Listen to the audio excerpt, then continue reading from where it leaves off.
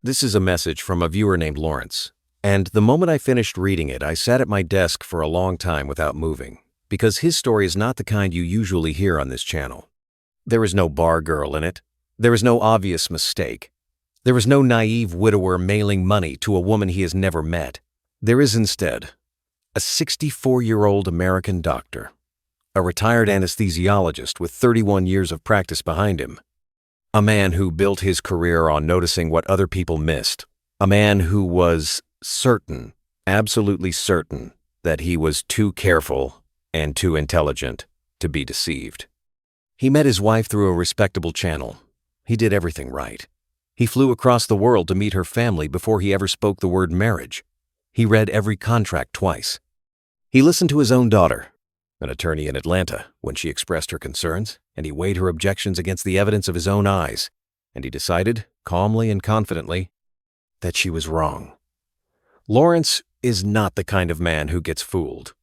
That is the first thing you need to understand about him, because it is the thing that makes what happened next so quietly devastating. He sold a life in Charleston, South Carolina, that most people would envy. He left behind a paid-off house, a circle of colleagues, the church his late wife had loved, and the cool blue evenings on his back porch that had been the closest thing he had to peace since the year his wife Diane died of pancreatic cancer in a hospital room he had practically lived in. He left it all for a woman in Hanoi named Vany, and for a future he had every reason to believe in. What he discovered, after the wedding, after the move, after the clinic, after the long, slow rhythm of a marriage that for almost 2 whole years made him feel young again, what he discovered in a quiet cafe in a Belgian city he had never visited, sitting across from a man he had never met, will change the way you think about love scams forever. Because Lawrence was not the first, and he learned that fact in the worst way a man can learn anything. Before I tell you his story in his own words, do me a small favor and let me know in the comments where you are watching from tonight. I read every single one. And stories like this one travel far when you share them. Now, let me hand the microphone to Lawrence. If you've been enjoying the stories I tell, please consider hitting the subscribe button. Your support is crucial for the growth of this channel and helps me dedicate time to making these videos despite my commitment to a full-time job. Thank you for being here. My name is Lawrence Edgerton Prudhomme, and the first thing I want you to understand is that I am not the man you expect me to be. I am not the lonely retiree who fell for a chat on a dating app after a second beer. I am not the trusting fool who wired money to a stranger because she said her mother was sick. I am, by every measure that mattered for most of my adult life, a careful man. I spent 31 years putting people to sleep in an operating room in Charleston, South Carolina, and waking them up again. And the entire discipline of anesthesiology can be summarized in 2 words. Notice everything. The blood pressure that slips 3 points in the wrong direction. The pupil that responds a fraction of a second too slowly. The patient who said he was fine, but who held his breath when he said it. I made my living by seeing what other people missed. I tell you this not to brag. I tell you this because if a man like me can walk straight into what I walked into, with both eyes open and his daughter calling him on the phone twice a week to beg him not to, then no one watching this is safe. And the lie you keep telling yourself that you would have seen it coming is the exact lie that will let it happen to you. I should start with my wife, not the one who later signed her name next to mine in a registry office in Hanoi, the one before. Diane and I were married for 34 years. We met in the 2nd year of medical school. She went into pediatrics and I went into anesthesia, and we raised 2 children, a daughter and a son, in a house on a quiet street in Charleston with a magnolia in the front yard that her father had planted the week we bought the place. She died of pancreatic cancer the year I turned 59. From the diagnosis to the burial was 11 weeks. I am a physician, and I knew from the first scan what the curve of her remaining life would look like. And I sat in that hospital room and watched her travel down a slope I had described to other people's families 100 times, and there was nothing I could do about a single inch of it. When she died, I retired. I could not walk back into a hospital. I told my partners it was time. I sold my share of the practice, and I went home to the house on the quiet street, and I lived there alone for almost 5 years. People say the silence is what gets you. I want to be more precise than that. It was not the silence. It was the way the silence had a shape. her chair at the kitchen table, the right side of the bed, the drawer in the bathroom that still held 3 half-empty bottles of her perfume because I could not bring myself to throw them out, but I also could not bring myself to open them. So they sat there, and I knew they were there every time I brushed my teeth. The magnolia bloomed every spring, and there was no one to point at it. The grandfather clock in the hall struck the hour, and there was no one to hear it with me. I did not get depressed in any dramatic sense. I went to the grocery store. I read history books. I had dinner with friends every other Thursday. But I was, for those years, a man performing his own life at a slight delay, like a recording of himself. My daughter Whitney is an attorney in Atlanta, divorced once, no children, and she called me every Sunday afternoon at 4 o'clock without fail. My son Grant lives in Seattle and works in something he has tried to explain to me 3 times and which I still could not describe accurately if you held a gun to my head. Grant called sometimes. Whitney called always. About a year before any of this began, on one of those Sunday calls, Whitney told me she thought I should start dating. I told her I was 63 years old and the idea was absurd. She told me I was 63 years old and the idea was overdue. We argued politely about it for 15 minutes, and I told her I would think about it, which is what fathers say to daughters when they want a conversation to end. But I did think about it. I thought about it for months. And eventually, after a particularly bad Christmas in the empty house, I sat down at my computer and I did what I imagine many men in my position do, which is type a sentence into a search bar that I would never have admitted out loud. I looked at one site and closed it. I looked at another and closed it. The American sites felt like advertisements for people I would not want to share a dinner with. And then, almost as an accident, I clicked on a profile of a woman who lived in Vietnam. I want to pause here, because this is one of the moments where, if I had been a different kind of man, my life would have gone another way. I was not desperate. I was not drinking. I was not bankrupt or in debt or estranged from my family. I was a wealthy widower with a paid-off house in a beautiful southern city, with adult children who loved me and friends who included me in dinners. And I clicked on that profile, not out of need, but out of a kind of curiosity I had not allowed myself in 5 years. The woman in the photograph was wearing a pale yellow blouse, and standing in front of a building I later learned was the Hanoi Opera House. She was not smiling like a model. She was looking slightly past the camera, the way you look at someone you know. Her name, the profile said, was Bui Thir Hong Van, and she preferred to be called Vany by foreign friends because Van was hard for English speakers to say. She was 33. She was a pharmacist. She lived in Hanoi. She was looking, the profile said, for a serious partner. I closed the page. I came back to it the next day. I closed it again. The 3rd day, I wrote her a message. I told her my name, that I was an American retired physician, that I had lost my wife some years before, and that her profile had caught my attention. I did not write anything flirtatious. I wrote the way I would have written to a colleague I had never met. I did not expect a reply. She wrote back the next morning. Her English was excellent. Her message was warm without being effusive. She asked about my work, about Charleston, about why I'd written to her specifically. She apologized in advance for being a slow correspondent because she worked long shifts. She said she had been on the site for some time and had received many messages from foreign men, most of them in a hurry to compliment her body and propose marriage in the same paragraph, and that she had stopped responding to any of them, but mine had read differently to her. She wanted to know what kind of doctor I had been. She wanted to know what I read. That was the first letter. Over the next 11 months, we wrote each other almost every day. She never once asked me for money. I want to underline that sentence in the air for you. In 11 months of daily correspondence, in a relationship that grew from cordial messages to long video calls to whispered late-night conversations in which we admitted we were falling in love with each other, the woman I came to call Vany did not ask me for a single dollar. She paid for her own internet. She paid for her own phone. She rented her own apartment in Hanoi, and she sent me photographs of it that showed a modest 2-room flat with a small balcony where she grew herbs in plastic pots. When I once, in the 2nd month, suggested I send her something for her birthday, she politely refused. She said it was not appropriate, that we did not know each other well enough, and that she did not want anything between us to be confused. She said this kindly, She also said it firmly. I noticed. Of course I noticed. I was a careful man. I'd read the same warnings everyone reads. I knew about romance scams. I knew the patterns.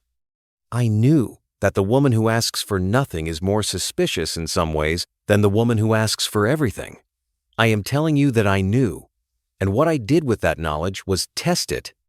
In small ways at first, and then in larger ones. I asked her questions whose answers I could verify. I looked up the clinic where she said she worked. It existed. I asked her to send me a photograph of herself holding a piece of paper with the date written on it. She did, laughing about it, asking me if I thought she was a hostage. I reverse-searched every photograph she had ever sent me. None of them appeared anywhere else on the internet. I asked her to video call me from her workplace, and she did, walking through the back office of the pharmacy, introducing me from a distance to two colleagues who waved at the screen. I sent her name, her date of birth, and her national identification number, which she gave me without my asking, simply to be transparent to a colleague's son in Atlanta who worked in international due diligence, and he came back 2 weeks later with a report that confirmed every detail and turned up no flags. She passed every test I could think to set. And gradually, over those months, I stopped setting them. Not because I became careless, but because I came to the conclusion any reasonable man would have come to, which was that this was simply a real person, and I was simply lucky. We met for the first time in person, about 9 months in. She flew to Singapore on her own money. She showed me her bank statement to prove it, again unprompted, again laughing at herself for needing to prove it, and I flew from Charleston, and we spent 6 days in a hotel in Marina Bay. 2 rooms at first because she insisted, and then 1. She was exactly the woman I had been speaking to. There was no performance. She got embarrassed about small things. She did not eat much. She held my hand on the way to dinner in a way I had not been held since Diane. On the last night, she cried in the hotel room and told me she had not expected to feel what she felt and that she was frightened of it because she had not allowed herself to feel anything for anyone in many years. I flew home from Singapore, and I knew with the same clarity I had known 35 years before in a medical school library that I had met the person I was going to marry. I told Whitney about her on the next Sunday call. There was a long pause. Then my daughter, my brilliant, careful daughter who reads contracts for a living, asked me her name. She wrote it down. She told me she would call me back. She called me back 2 days later, and her voice was the voice she uses with clients who are about to do something she cannot stop them from doing. She told me she had found nothing alarming, but that nothing alarming was not the same as everything fine.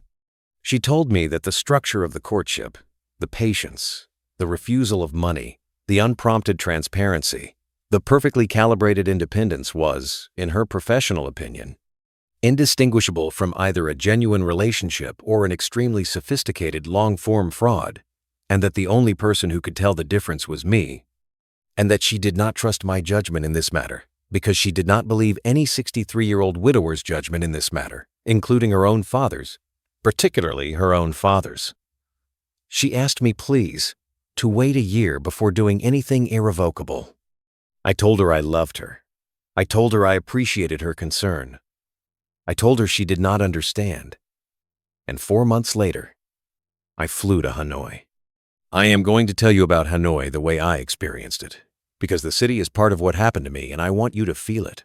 I landed at Noi Bai Airport at 5 in the morning, and Vaughn was waiting for me at the arrivals barrier wearing a simple cream-colored dress. And she did not run to me or perform any of the airport gestures you see in films. She walked toward me, took my hand, and said, "Welcome home." The drive from the airport into the city was 40 minutes through a morning haze that turned the rice fields a soft gold. The traffic when we hit the outskirts was a living thing. Motorbikes streaming past the windows in numbers I had not imagined could exist on one road. Whole families on a single scooter. Mothers in cone hats with babies pressed between them and groceries hanging from the handlebars. The air smelled of charcoal and exhaust and fish sauce and rain on hot pavement. The old quarter, when we reached it, was a knot of narrow streets where the buildings leaned toward each other and balconies were draped with tangled electrical wires that looked like nests of black snakes. I had been to Asia twice in my life, both times to conferences in Tokyo, and Hanoi was nothing like Tokyo. Hanoi was older and louder and more alive, and I loved it immediately. The way you sometimes love a place at first sight, in a way that has nothing to do with comfort. Vaughn lived in a small apartment in the Ba Ding district, 3 rooms on the 4th floor of a narrow building with no elevator. She made me breakfast, that first morning rice porridge with shredded chicken, and she watched me eat it the way a woman watches a man she is hoping will like her cooking. And the look on her face when I asked for a second bowl is something I still think about.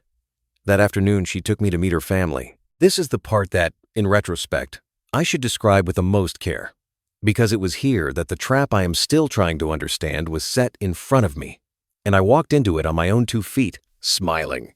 Her parents lived in a small house on a quiet lane in the Tay Ho district. Her father was a retired schoolteacher named Kai, 66 years old, soft-spoken, with a habit of folding his hands in his lap when he listened. Her mother was a small, smiling woman named Hoa, who insisted I sit in the best chair in the living room and who kept refilling my plate even when I told her I could not eat another bite. Her brother Duc was there, 41, dressed in a clean white shirt, polite to the point of formality, working, Vaughn told me, as a clinic administrator in the private healthcare sector. There were 2 aunts and 1 uncle and several cousins whose names I did not catch, and the meal lasted 4 hours and involved 7 courses. And by the end of it, I was a little drunk on rice wine and a great deal drunk on the feeling of being inside a family again after 5 years in a house with no one but myself. Kai spoke a careful, deliberate English. He told me, near the end of the meal, that he hoped I understood the seriousness with which Vietnamese families regard the introduction of a foreign man to a daughter. He told me that he had read carefully the messages I had sent his daughter. She had shared them with him, he said, because in their family there were no secrets, and that he had been impressed by the respectfulness of my correspondence. He told me he was not in a hurry to see his daughter marry anyone, but that if I had serious intentions, he would receive me in his home as often as I wished to come.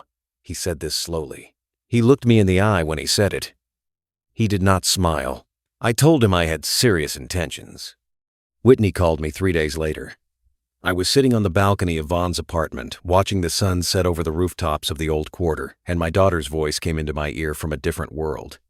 She asked me how it was going. I told her. I told her about Vaughn, about the family, about the meal, about the way the father had spoken to me.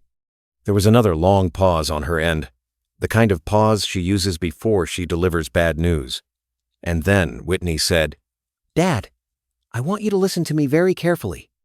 Everything you have just described is exactly what a professional operation would produce. The patient courtship, the transparent family, the dignified father, the brother in healthcare. The meal that lasts 4 hours.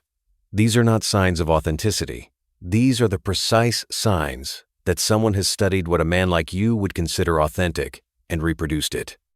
I told her she was being unfair. I told her she had never met them. I told her she was projecting a cynicism that came from her profession onto a family she did not know, and that this was beneath her. We argued for 20 minutes.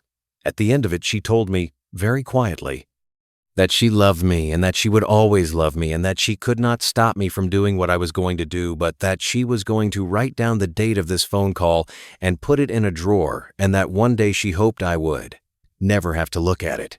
I told her I loved her too, and I hung up. I stayed in Hanoi for 6 weeks on that first trip. I went home to Charleston for 2 months to put things in order. I came back. I went home again. I came back a 3rd time. By the end of the 2nd visit I had proposed. By the end of the 3rd, Vaughn and I were registered for marriage at the People's Committee of the Tay Ho district, in a small ceremony attended by her family and exactly one of my friends, a former colleague from Charleston who flew over because Whitney refused to come.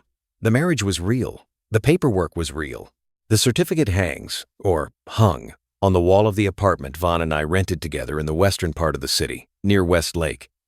I want to be precise about this because I know what people will think. I was not married to a fiction. I was married, legally, in a country whose laws I had read carefully through a translator, to a woman who was a real person with a real name and a real family. And the marriage itself was as legitimate as any marriage performed anywhere in the world. That was the genius of what was done to me. They did not have to fake the marriage. They had to fake what came after. The first 4 months were the happiest of my late life. I want to say that clearly. I was 64 years old. I had a young wife who woke me up in the morning by setting a cup of coffee on the table next to my side of the bed. I lived in a city that surprised me every day, and the silence that had had a shape in my Charleston house was gone, replaced by the sound of motorbikes outside the window and Vaughn singing to herself in the kitchen. We rented a 3-bedroom apartment near West Lake. I leased out the house in Charleston for $2,400 a month to a young surgeon who was doing his fellowship at the medical university. The lease income covered most of our expenses in Hanoi. I started learning Vietnamese, badly. Vaughn and I traveled to Ha Long Bay, to Ninh Binh, to a small fishing village on the Central Coast whose name I cannot pronounce, and where we spent 4 days eating crabs on a beach. I sent Whitney photographs. She replied politely. Grant said he was happy for me. My friends in Charleston wrote less and less. I did not mind. I had a life. In the 5th month, Vaughn's brother Duc came to the apartment one evening for dinner, and over a bottle of rice wine he raised, casually, the idea that became everything that followed. He spoke about the state of private healthcare in Hanoi. He said that the public hospitals were overwhelmed, that the demand for clean, well-equipped private clinics was enormous, and that the regulatory environment was favorable for new outpatient facilities provided one had the right partnerships. He spoke about a property in the Kogay district that had become available, a 3-story building that had previously housed a dental practice, with parking, with a generator, with the right zoning. He spoke about the equipment one would need, the staffing model, the licensing pathway. He spoke about it the way a man speaks about a business idea he has been thinking about for years, and not the way a man speaks about a trap he has been preparing for months. And then he turned to me and said, Lawrence, you are a physician. You have the credentials, the experience, and the discipline that this country needs more of. My sister and I have spoken about this for some time. If you were willing to be the medical face of a clinic like this, to oversee the protocols, to consult, perhaps to perform some procedures within the scope of your training, we believe we could build something that would honor your career and provide for our family. We are not asking you to fund it alone. We are asking you to consider whether you would want to be part of it. I want you to understand what that sentence did to me. I had been retired for 5 years. I had not held a stethoscope with intent in 5 years. I had told myself I was at peace with that, and I had been lying. There is a particular kind of grief that no one warns physicians about, which is the grief of being useful for 30 years and then suddenly not. Duc was not offering me a business. He was offering me my profession back, wrapped in a new family, in a new country, in a new chapter of a life I had thought was over. He was offering me purpose. He had identified with the precision of a surgeon the exact organ in me that still hurt, and he had named the medicine for it. Vaughn, sitting next to me, was quiet. She let her brother do the talking. When I looked at her, she said only, Lawrence, if you do not want this, you must say so. We will be happy in our small apartment for the rest of our lives. Do not do it because of me.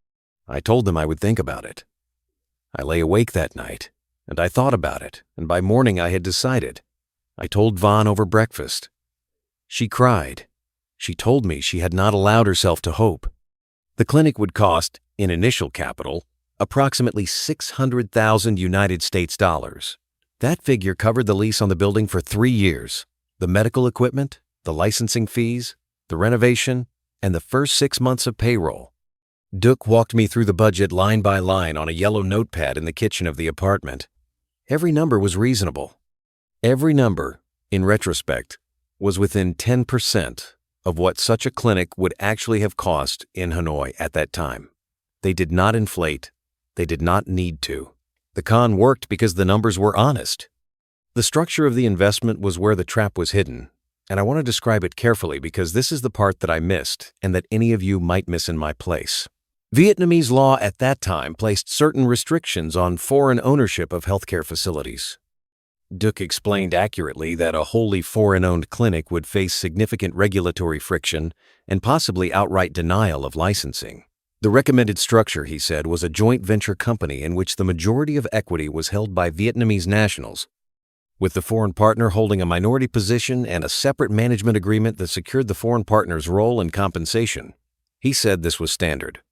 He said this was how every clinic of this type in Hanoi was structured. He showed me a list of 3 other clinics he claimed were operating under the same model.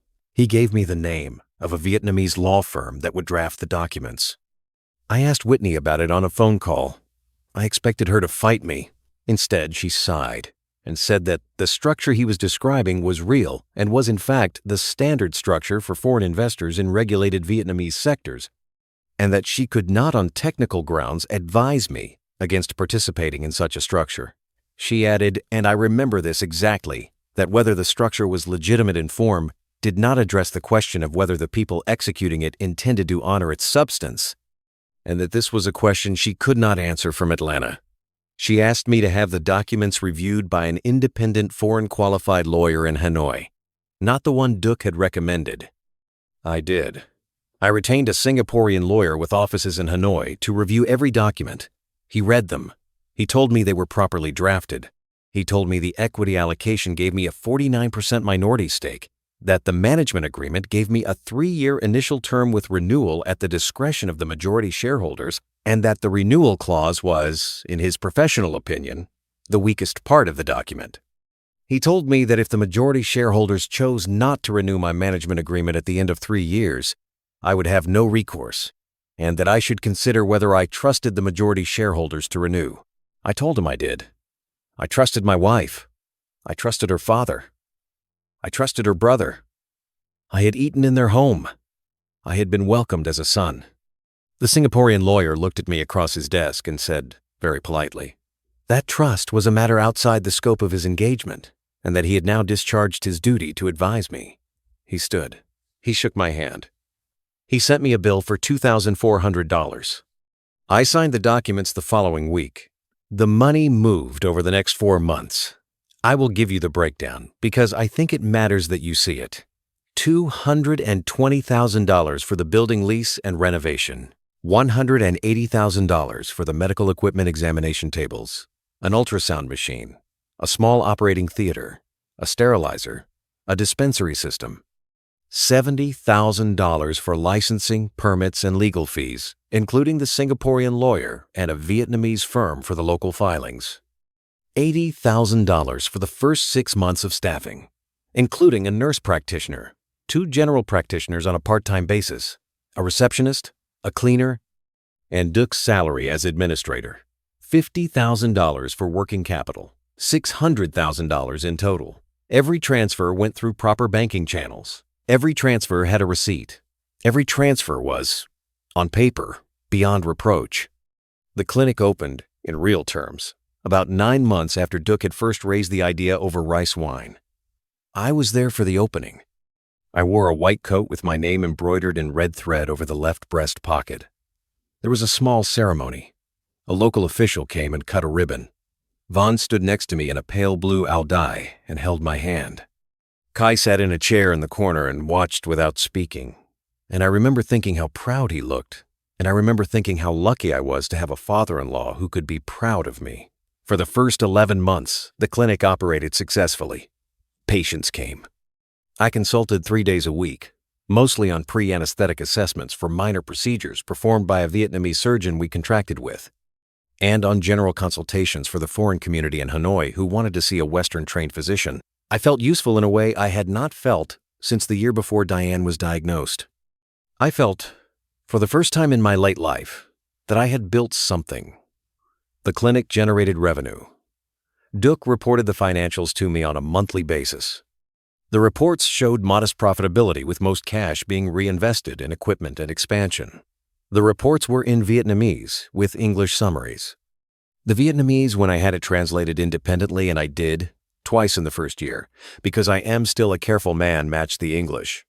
The numbers, again, were honest. The first crack appeared about 13 months into the clinic's operation, and like most cracks, it was so small that I noticed it without understanding what it meant. A supplier, a man who delivered consumables to the clinic, gauze and syringes and the like, came into my consulting room one afternoon to drop off an invoice, and as he was leaving, he said, in halting English, that he was glad to see the clinic doing better than the last one. I asked him what he meant. He looked at me, looked at the door, and said, "The previous clinic, the one before this one." He clarified that he had supplied a clinic operated by the same family in another district several years before, that the clinic had closed, and that the previous foreign doctor had returned to Europe. He said it casually, the way one mentions a piece of small local history. He took his payment, and he left. I thought about it for the rest of the afternoon. That evening, I asked Vaughn over dinner whether her family had been involved in a previous clinic. There was a pause of less than a second, the kind of pause that, if I had not been a man trained to notice the moments other people miss, I would not have registered. Then she said yes. She said that her brother had managed a smaller clinic some years before, that it had not been successful, and that they had closed it. She said this casually, too. She said she had not mentioned it because it was not a happy memory. She asked me where I had heard about it. I told her. She nodded. She changed the subject. I let her change the subject. That is the line I want you to underline. I, the careful man, the man who noticed the blood pressure that slipped 3 points in the wrong direction, let her change the subject, because I did not want to know. I want to be honest about what was happening in me at this point, because I think it is the part of this story that has the most to teach. I had built, by this stage, 2 years of a life. I had a wife I loved. I had a clinic I was proud of. I had a father-in-law I respected. I had given up Charleston.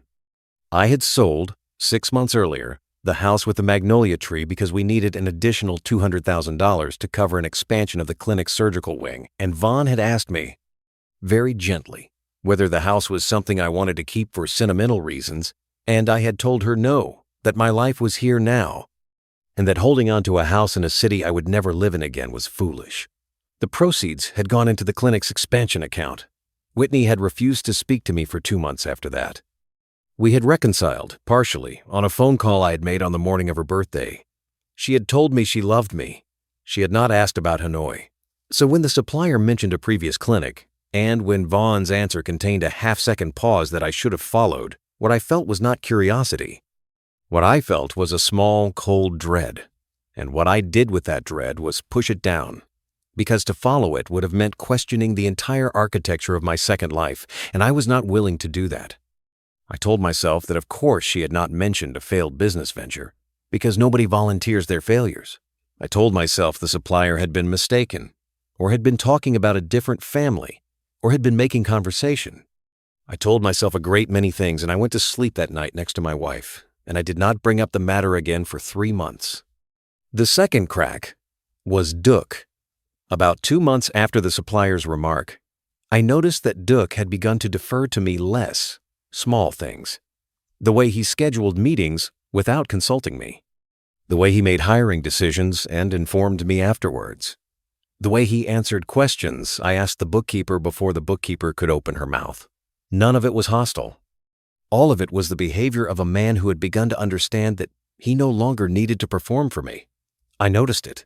I did not know what I was noticing. The third crack came from Whitney, and it came in the form of an envelope. She mailed it to me, not emailed, mailed, and it arrived at the apartment near West Lake about 3 weeks after our reconciliation call.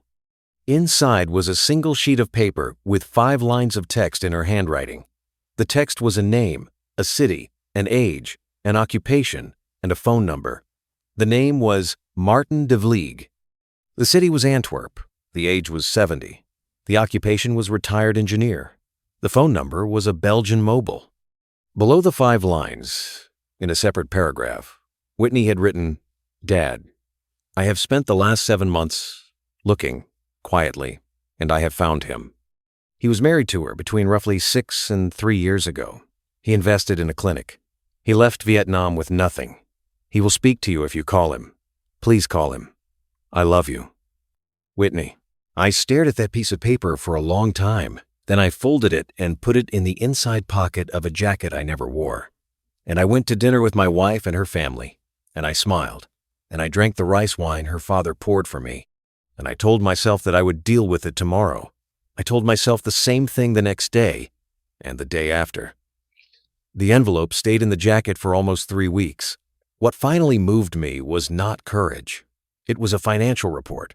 Duke presented the quarterly figures one evening, in a meeting at the clinic that included me, Vaughn, and a young accountant from the firm we used. The figures showed a significant new capital requirement, about $150,000, for what was described as a regulatory upgrade to the surgical wing. The explanation was technical, and the supporting documents were in Vietnamese. I asked, mildly, whether we could discuss the timing.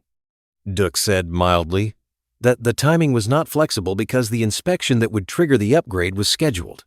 I said I would like to have the documents reviewed independently before approving the transfer. Duc said that, of course I could, but that there was not really time. I looked at Vany. Vany looked at the table. That night I went home, took the envelope out of the jacket, and called the Belgian number.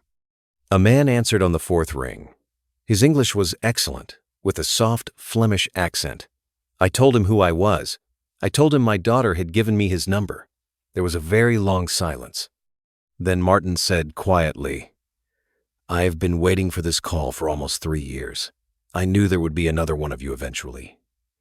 I am sorry. Please come to Antwerp." I flew to Belgium the following week.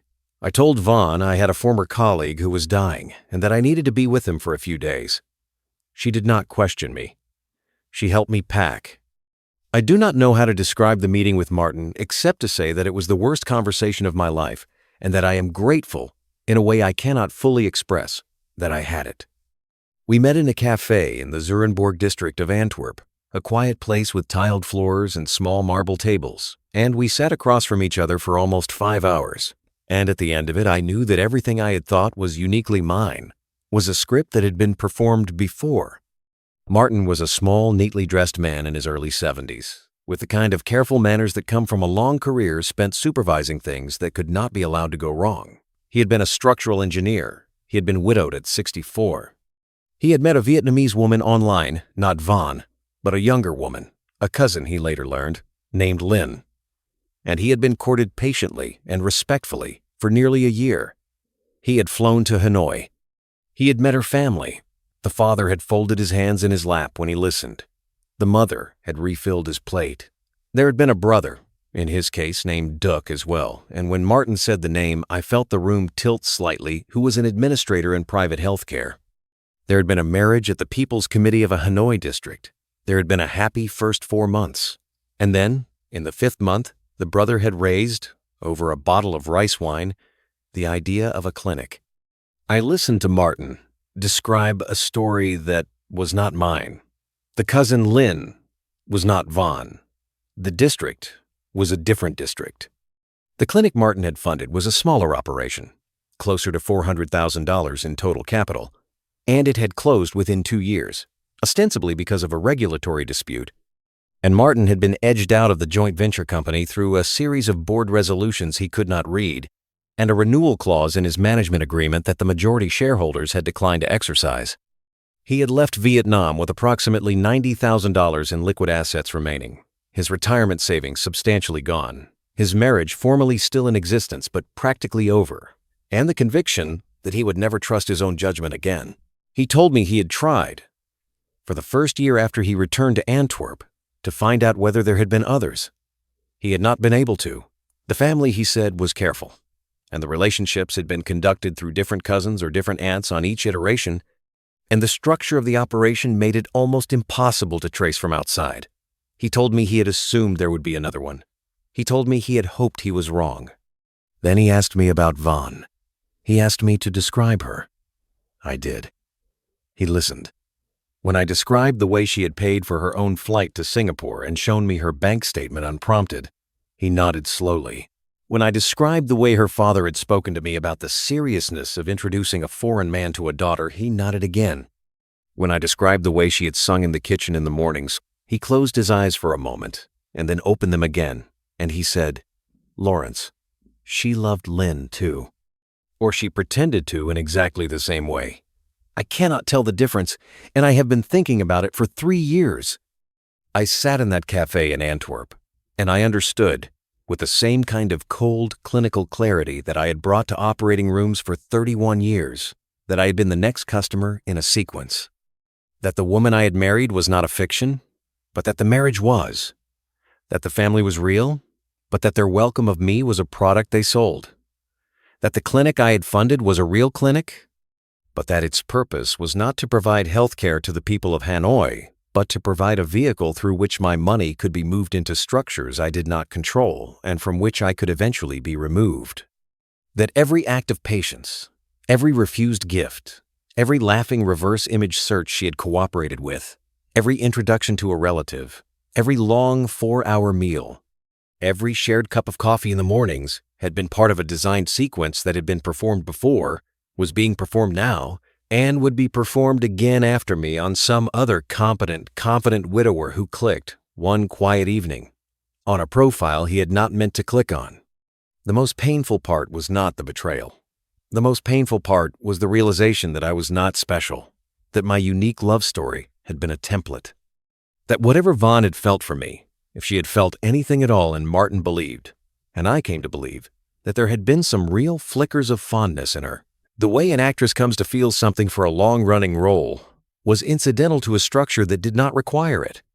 I asked Martin what I should do. He told me there was almost nothing I could do. He told me that under Vietnamese law, the joint venture structure I had signed was binding, and that the majority shareholders could decline to renew my management agreement at the end of its 3-year term, which was now approximately 14 months away. He told me that the assets of the marriage, under Vietnamese law as he understood it, were limited, and that I should not expect to recover meaningful value from a divorce.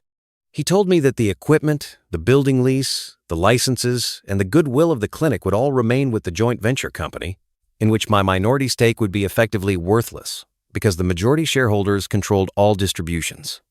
He told me that what I could do, what he had done, was extract what liquid value remained and leave with dignity and with the parts of my life that were still mine.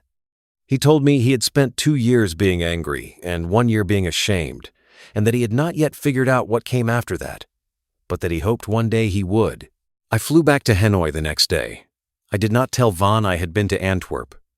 I told her my friend had died and that I had attended the funeral. She held me when I came home. I let her hold me. What happened over the next 3 months I will describe briefly because I do not want to give the family the dignity of a detailed exit scene. I did not confront them. I did not perform a final dinner. I did not give them the catharsis of a fight. Instead, I did what Martin had counseled me to do, which was to act quietly and competently while there was still time. I retained a different lawyer, not the Singaporean who I had grown to distrust, and not anyone Duc had recommended, and I had him review every document associated with the joint venture company, the management agreement, the building lease, the bank accounts, and the personal financial arrangements between me and Vaughn. He confirmed Martin's reading. I extracted, over a period of 6 weeks, the liquid assets that were unambiguously mine, which amounted to approximately $320,000 between a personal account that had not been commingled and a small holding company I had set up at the recommendation of the same Singaporean lawyer, presumably without his understanding of how useful that holding company would later become to me. I declined to fund the $150,000 regulatory upgrade. I told Duc, calmly, that I would need more time to review the documents. He did not press. He understood, I think, the moment I declined to write the check, that something had changed in me. He did not need to be told what. The family had been here before. I flew to Atlanta on a Tuesday morning, having told Vaughn I was going to visit Whitney, which was true. I did not tell her I was not coming back, which was also true. I sat in Whitney's living room that evening and I told my daughter, line by line, everything that had happened. She did not say, "I told you so." She did not say anything at all for a long time. She held my hand, and then she stood up and walked into her kitchen and she cried where I could not see her, and then she came back and made me a cup of tea and we sat together until midnight. The divorce, when I filed it from Atlanta, was contested only in form. Vaughn did not fight. She wrote me one letter in her own neat English handwriting, which I will not quote except to say that it contained no apology and no admission and was, on its surface, the letter of a wife who had been abandoned without explanation. It was, I think, the most professional act in a long professional performance, and I had to admire it even as I read it. I burned it in Whitney's fireplace. I am 66 years old now. I live in a small apartment in Atlanta, about 20 minutes from my daughter. I sold the Charleston house. The lease income had ended, and I could not bring myself to move back into a house with a magnolia tree that had nothing left in it for me. I have approximately $410,000 in assets, which is enough for the rest of my life if I live modestly, which I do. The clinic in Hanoi continues to operate.